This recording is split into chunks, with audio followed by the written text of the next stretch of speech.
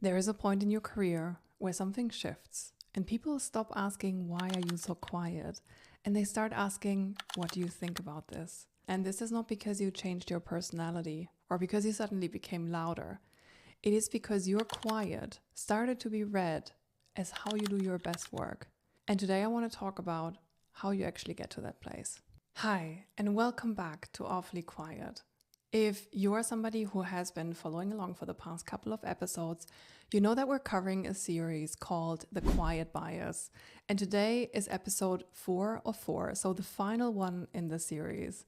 Now, if you're new here, this show is for anyone who is ambitious about their career, but quiet and introspective by nature. Like you think deeply, you notice things, but sometimes that gets misunderstood at work. And this is what this Quiet Bias series has been all about.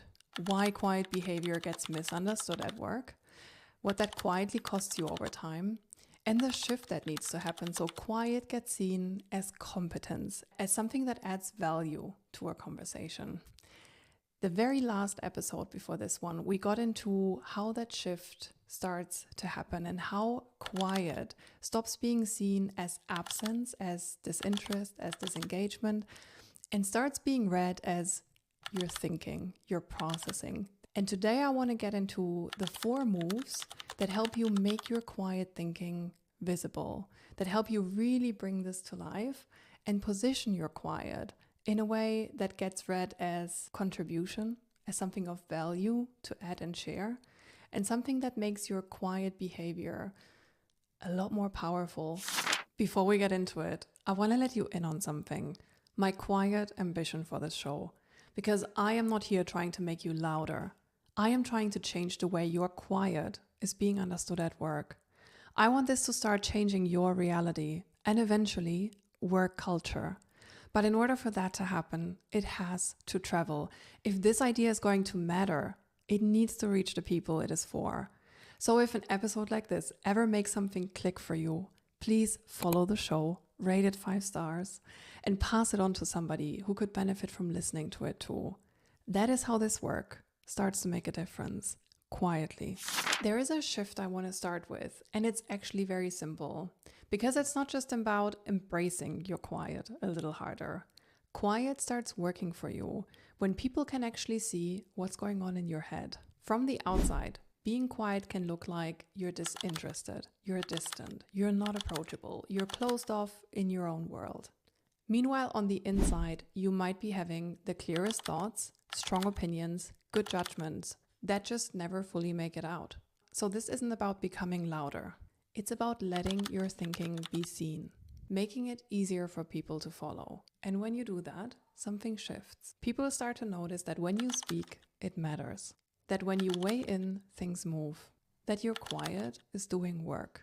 And that's not accidental. It happens when your quiet is clearly connected to how you think. And that's what we're getting into now. The 4 moves that make your thinking visible. The first move is about letting people see you're thinking. Because you're already thinking all the time. You're tracking what matters.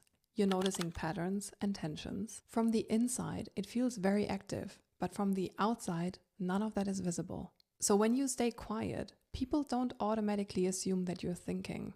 They often assume you're disengaged. The shift here isn't to talk more. It's to name what's already happening in your head. And that can sound as simple as, I have been thinking about how this affects X, or what I'm starting to notice is, or it could be what I'm paying attention to here is. And that's what starts to remove the guesswork. It gives people just enough context to understand how you're engaging and what your quiet is doing in the room. The second move is about sharing your judgment and where you're leaning. If you're quiet by nature, you're probably not somebody who throws opinions into the room quickly. You tend to think things through. You weigh options. You want to see the full picture before you land somewhere. The problem is, while you're still doing that, nobody else can see where you're leaning, what your judgment looks like. So from the outside, it can easily look like you don't have a view at all, even if you do. So here's the shift I want to offer you. Start sharing your current judgment, even if it's not final yet. And that can sound like, if I had to decide now, here's what I would say. Or my read on this is X. What this does is it gives people a window into how you're judging the situation. They often don't need a final answer.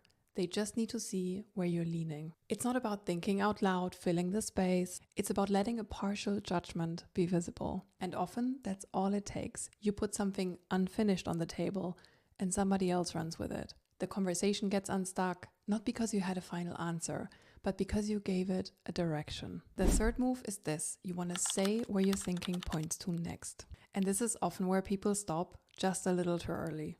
You share a good insight, you name something important, you point out a risk or a pattern or something that doesn't quite add up, and then you pause. You let the insight hang in the room without anywhere to go. And this is where you can make it more powerful. What helps in these moments is adding just one more sentence, something that connects your thinking to what could happen next. And that can sound like, so what I would suggest next is, or if we're all on the same page, the next step could be X. Now, this isn't about taking over a decision. It's about giving your insight somewhere to go. So people don't just hear a smart observation from you, but can also see how it connects to the bigger picture.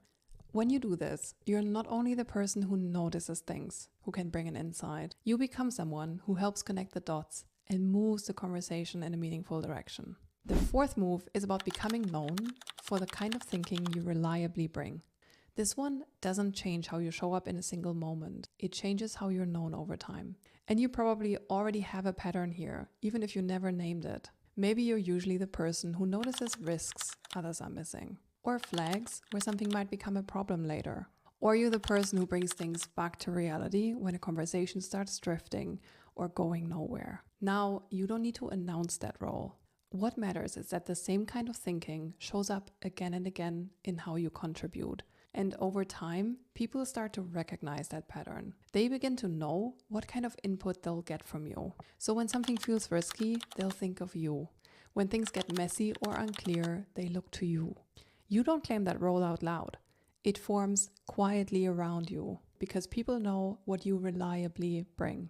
And that's when your quiet stops being overlooked and starts being relied on. When these four things are in place, people stop guessing.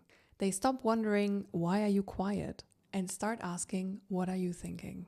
And once that happens, a lot of things start to feel easier. This is also where this quiet bias series comes to a close. So if you've been listening to all 4 episodes, here's what I hope you start doing differently.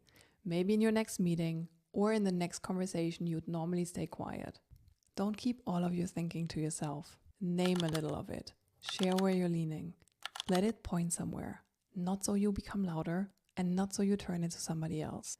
So the way that you think doesn't get mistaken for disinterest and starts being seen for what it actually is. Quiet no longer holds you back when it stops being a mystery. Thanks for being here. See you next time.